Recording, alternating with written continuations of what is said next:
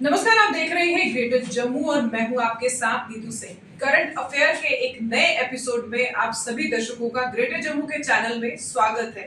हम हर हफ्ते कोशिश करते हैं पॉलिटिकल बैकग्राउंड या पॉलिटिकल लेवल में किसी तरह की जो है हलचल चल रही है उस पर बातचीत करें। तो आज हमारे इस एपिसोड में हमारे साथ मौजूद है फॉर्मर जनरल सेक्रेटरी सीसीआई गौरव गुप्ता जी। तो चलिए बातचीत करते हैं, जानते हैं कि इस समय जो जम्मू कश्मीर में पॉलिटिकल सिनारियो चल रहा है उस पर उनका क्या कुछ कहना है।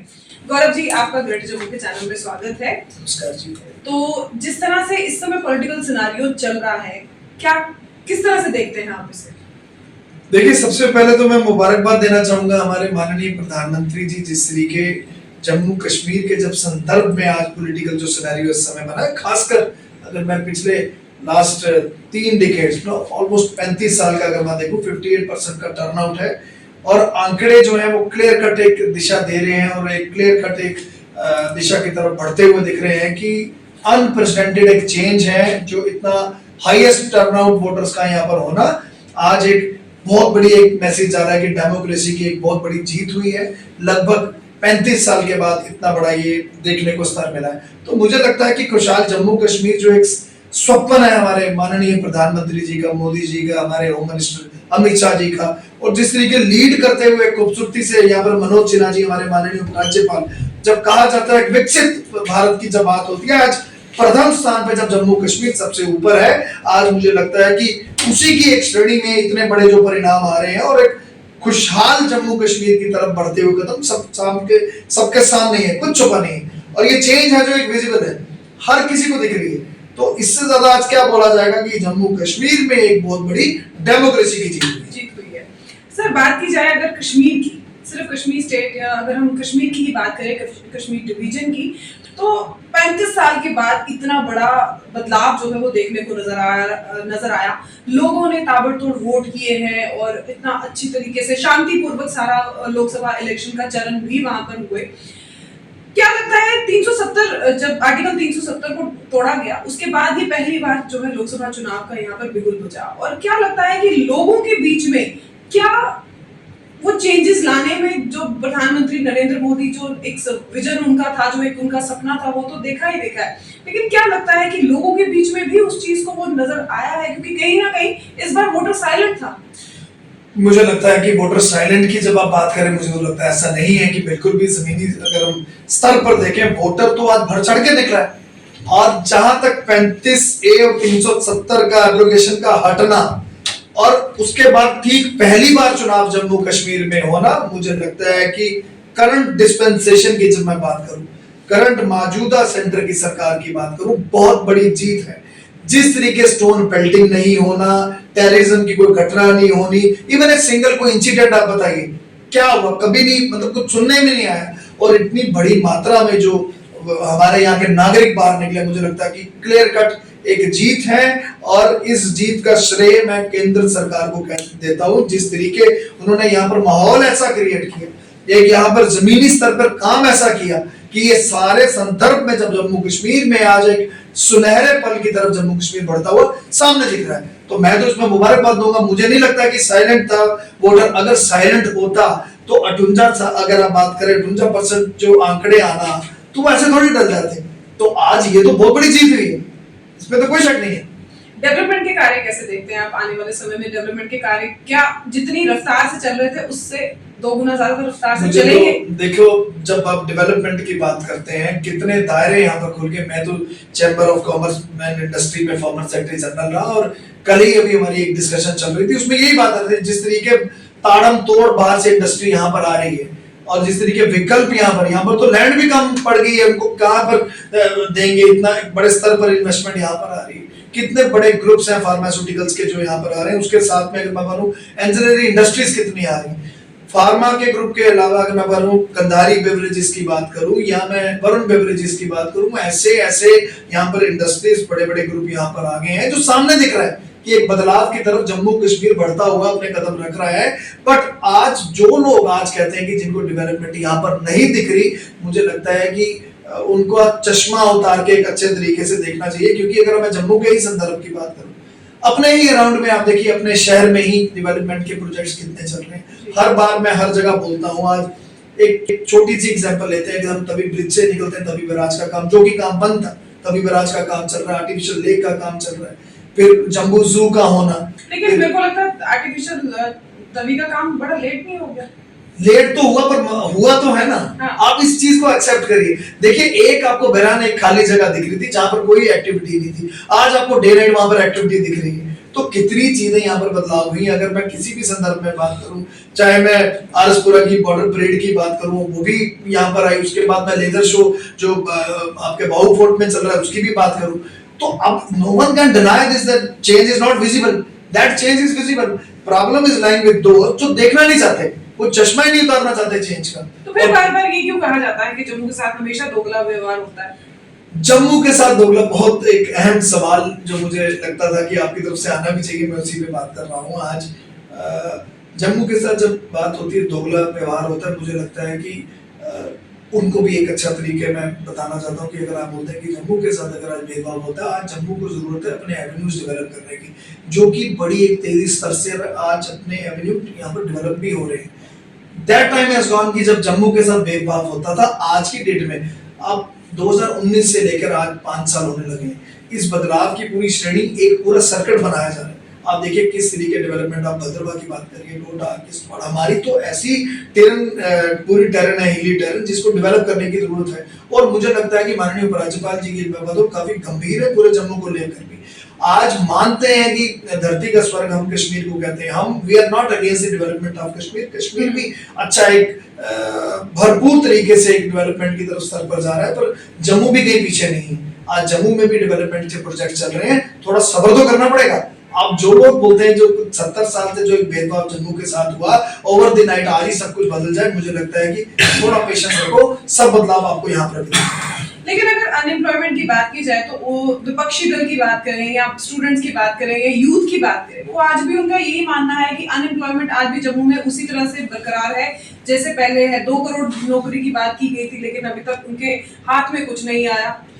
मैडम, जब मैंने इंडस्ट्री की बात की, जब मैं chamber of commerce and industry की बात कर रहा हूँ, आंकड़े सामने 17,000 के करीब अभी पीछे ही एम्प्लॉयमेंट हमारी पूरी भरी गई है।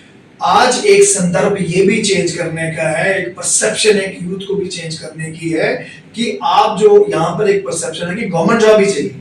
आज आपको अपने प्राइवेट, जितनी देर गवर्नमेंट जॉब नहीं मिलती, एक कंसेप्ट अपना ये भी चेंज करना पड़ेगा कि स्टार्टअप को लेकर गवर्नमेंट की इतनी योजनाएं हैं जो सपोर्ट कर रही हैं, जो फ्लरिश भी हो रहा है, पूरे भारत में भी हो रहा है। आपको अपनी सोच बदलनी पड़ेगी। आज आपको जॉब गिवर बनना पड़ेगा, आपको एम्प्लॉयमेंट जनरेट करनी है, ना ही कि आपको एम्प्लॉयमेंट लेनी है।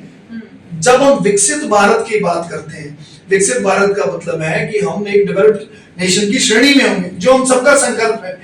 उसी संदर्भ में आज हम जम्मू कश्मीर विकसित होने की भी बात करते हैं। वो तभी पॉसिबल होगा जब ये भी परसेप्शन बदली जाएगी। आज जितने भी दर्शक इस समय मुझे देख रहे हैं, मैं सबको ये भी कहना चाहता हूं कि यूथ को लेकर खासकर मैं एक मैसेज भी देना चाहता हूं कि अपना माइंडसेट से आपको उठना पड़ेगा, आपको अपॉर्चुनिटीज खुद क्रिएट करनी पड़ेगी। आज आपको, अगर आप सोचते हैं कि गवर्नमेंट जॉब की तरफ ही चलेंगे, मुझे लगता है कि उस कॉन्सेप्ट से आपको अपनी सोच को चेंज कर आज इतने स्टार्टअप्स में इतने आपके पास एवेन्यूज हैं, इतनी अपॉर्चुनिटीज है, मुझे लगता है जरा सिर्फ इनकी डायरेक्शन चेंज करने की जरूरत है। बाकी मुझे नहीं लगता कि इतने बड़े स्तर पर जब इंडस्ट्री आ रही है, इतने बड़े स्तर पर जब यहाँ पर इतने बड़े स्तर पर यहाँ पर डेवलपमेंट के सारे प्रोजेक्ट्स खुले हुए, टाइम तो लगेगा, थोड़ा पेशेंस रखिए। और आप देखिए कि केंद्र सरकार का जो फोकस है जम्मू कश्मीर को लेकर, वो वही फोकस है कि प्रथम स्थान पर जम्मू कश्मीर बैठा हुआ है, इसको फल फूला कैसे करना है, इसको भरपूर तरक्की की तरफ किस तरीके लेके जाना है। गौरव जी, जम्मू कश्मीर में 5 फेज हुए, 2 फेज जम्मू में और 3 फेज श्रीनगर में। लेकिन जम्मू में तो नेशनल पार्टीज थी, ऐसा क्या हुआ जो श्रीनगर में आपको नेशनल पार्टीज नहीं कहीं देखने को नजर आई? बहुत मैम, नेशनल पार्टी की जब मैं बात करूं, खासकर जब आप भाजपा की बात करते हैं, कांग्रेस की बात करते हैं, तो इंडिया अलायंस की जब बात चल रही थी तो वो तो अंदरूनी तरीके से सपोर्ट चल रहा था। अब भाजपा भी आपको पता है कि किस तरीके प्रथम स्थान पर किस पार्टी को आगे रखा हुआ था। तो मुझे ऐसा लगता है कि जब आपने कहा कि नेशनल पार्टी सामने नहीं आई, वो अलग बात है कि उन्होंने अपने कैंडिडेट नहीं उतारे, पर बैकएंड पर जो उन्होंने जिस पार्टी को सपोर्ट किया वो आपको भी पता है। तो ऐसा नहीं है, वक्त बदल चुका है, जज्बात लोगों के बदल चुके हैं, अब सामने आते टाइम लगेगा जब ये नेशनल पार्टीज भी उभर के सामने ही वहां पर आएंगी। पर यह है कि इस टाइम के साथ जैसा टाइम चल रहा है, जैसा माहौल चल रहा है, मुझे लगता है कि आज जो केंद्र में जो इस समय जो पार्टी चल रही है, एक बहुत बड़ा गेन होगा अगर आप कश्मीर वैली की बात करें, वहां पर उनको लोग सपोर्ट करेंगे, क्योंकि इनकी पॉलिसी से कश्मीर आज पूरा सपोर्ट कर रहा है। कौन नहीं चाहेगा कि इकोनॉमी का बूस्ट हो। आज कश्मीर में आप देखिए कितना बड़ा इकोनॉमी का बूस्ट चल रहा है, जहां पर आपको कमरे तक नहीं मिल रहे, इतने बड़े स्तर पर वहां पर टूरिस्ट आए हो।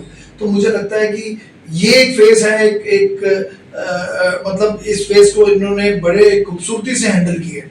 मानिए मेरी बात सुनिए कि पूरी एक प्लानिंग से इसको हैंडल किया है, और जो पार्टीज एक फ्रंट फेज पे आ गया कि बैकएंड पे तो वही है, उसमें तो कोई शक नहीं है। बिल्कुल।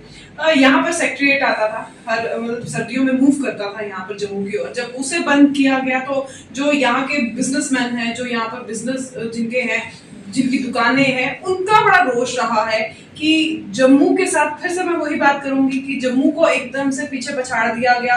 और अब जहां पर 100 सालों का सेक्रेटरीट जो इतने सालों से मूव कर रहा था, उसे एकदम से बंद कर दिया गया। देखिए, जहां पर सेक्रेटरीट मूव करने की बात जब मैं करूं, और काफी लोगों का यहाँ पर रोष था कि सेक्रेटरीट क्यों मूव हुआ, मेरा परसेप्शन थोड़ा सा डिफरेंट है। इसमें मैं एक बात और जोड़ूंगी, ट्रेन्स को लेकर भी कहा गया। हाँ सुनो मैम, जब ट्रेन्स को आपने जोड़ दिया, अब सेक्रेटरीट मूव की बात भी कर रहे हैं, आप मुझे बताओ जम्मू वाले आज की डेट में क्या दिखाना चाहते हैं कि हम डिपेंड हैं कश्मीर पे? नहीं तो मैम मेरी बात को समझना, टेक्निकली मैं इस चीज को एक बहुत बड़ी बात कहना चाह रहा हूँ।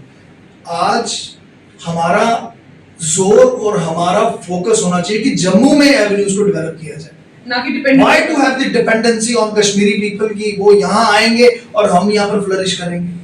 डोंट यू थिंक कि जम्मू को अपना इंडिपेंडेंट यहाँ पर अपनी इकोनॉमी को बूस्ट करने का ऐसा मॉडल यहाँ पर बनना चाहिए, जिसके संदर्भ में ये सर्किट बनाया जा रहा है पूरा जी। इतने बड़े स्तर पर अगर डेवलपमेंट चल रही है, आप यकीन करिए पूरी केंद्र का, पूरी हमारी यहाँ पे गवर्नमेंट का, खासकर जिसको जिस तरीके लीड कर रहे हैं इस समय माननीय उपराज्यपाल, एक इंडिपेंडेंट जम्मू को आइडेंटिटी बनाना चाहते हैं। कमी नहीं है। हमारे 10 डिस्ट्रिक्ट की अगर बात करो, आउट ऑफ 10 डिस्ट्रिक्ट हम लोग सबसे ज्यादा ब्लेस्ड हैं। अनफॉर्चुनेटली हमारे साथ भेदभाव इतने बड़े स्तर पर हुआ 70 साल, जो कि मैं कहूंगा कि वीकर लीडरशिप की बात करें, या नहीं आए आगे, नहीं अपने आप को शोकेस कर पाए। नहीं तो किसी चीज में जम्मू, किसी डिस्ट्रिक्ट जम्मू डिवीजन की जगह मैं बात करूं, 10 डिस्ट्रिक्ट की बात करूं, आप किसी भी बात करिए, इको टूरिज्म की बात करिए, आप एडवेंचरस टूरिज्म की बात करिए, आप मेडिसिनल टूरिज्म की बात करिए, आप किसी भी सेक्टर की बात करिए, जम्मू कब पीछे था? अब तो सिर्फ एक दिशा देने की जरूरत है। और मार्क माय वर्ड्स, आने वाले टाइम पे कोई ना कोई व्यक्ति यहां से जरूर उठेगा जो जम्मू की 10 डिस्ट्रिक्ट को लेकर एक रोड मैप देगा, एक विजन देगा। हम लोग किसी से कम नहीं है। आज क्या हमारे हिली टेरेन है सारे के सारे, भद्रवाह, डोडा, किश्तवाड़, पुंछ वाली साइड चले जाओ, बनी, बसोली, इसको दिशा ही नहीं दी गई। मुझे वही लगता है कि वही कहीं पर कमी रही है, जो पिछले 70 साल की कमी रही है। अब तो टाइम आ गया कि इसको दिशा दी जाए और यहाँ पर भी एवेन्यूज डेवलप किए जाए, और अभी नहीं होंगे तो फिर कभी नहीं होंगे। जैसे आप बात कर रहे हैं कि जम्मू कश्मीर में शांति बहाल है, डेवलपमेंट के कार्य हो रहे हैं, टूरिज्म फ्लोरिश हो रहा है, जम्मू को अलग तरीके से फ्लोरिश किया जा रहा है, श्रीनगर को अलग तरीके से फ्लोरिश किया जा रहा है। और वही विपक्षी दलों का ये भी कहना है कि यहाँ पर असेंबली इलेक्शन क्यों नहीं करवाए जा रहे। अब जिस पर हाल ही में इंटरव्यू के दौरान होम मिनिस्टर अमित शाह जी ने एक मोहर भी दागी है कि सितंबर में जो है यहाँ पर असेंबली चुनाव होंगे। क्या लगता है कि कई बार ऐसी बातचीत सामने आई है असेंबली चुनाव को लेकर, क्या लगता है इस बार वाकई में सितंबर में असेंबली चुनाव होंगे, जबकि इसको लेकर सुप्रीम कोर्ट ने भी कह दिया है? मैं तो बड़ा पॉजिटिव हूँ इस चीज को लेकर कि सितंबर की जिस तरीके एक डेडलाइन दी गई है कि यहाँ पर असेंबली इलेक्शंस की, आज समय, आज वातावरण, आज एनवायरनमेंट बड़ा अनुकूल है इलेक्शंस करवाने का। और मुझे लगता है कि जिस तरीके अभी 4 दिन पहले जब अमित शाह जी का बयान भी आया, मुझे लगता है कि ही इज वेरी पॉजिटिव, और पूरी आज केंद्र की सरकार भी काफी गंभीर है जम्मू कश्मीर को लेकर। मुझे लगता है कि सितंबर के समय आने में, जब सितंबर आएगा, जरूर असेंबली के इलेक्शंस होंगे, क्योंकि जम्मू कश्मीर आज एक बहुत अच्छे तरीके से फ्लरिश हो रहा है, बहुत अच्छे तरीके से आगे बढ़ रहा है। मुझे नहीं लगता कि ये असेंबली इलेक्शंस इस बार टलेंगे। शुक्रिया सर अपना इतना कीमती वक्त देने के लिए। तो ये थे हमारे साथ फॉर्मर जनरल सेक्रेटरी सीसीआई गौरव गुप्ता जी, जिनसे हमने बातचीत की। और जिस तरह से ये हर बार कहा जाता है कि जम्मू के साथ हमेशा दोगला व्यवहार किया जाता है, उस पर इन्होंने सीधे तौर पे कहा है कि जम्मू किसी पे ऊपर डिपेंडेंट क्यों है। क्यों हम अपनी छवि खुद नहीं बना पाते? इस पर क्या कुछ कहना चाहते हैं? अपनी राय कमेंट सेक्शन में जरूर रखिएगा। तब तक के लिए मुझे दीजिए इजाजत। कैमरामैन अजय साडू के साथ मैं नीतू सिंह, रेड जम्मू के लिए धन्यवाद।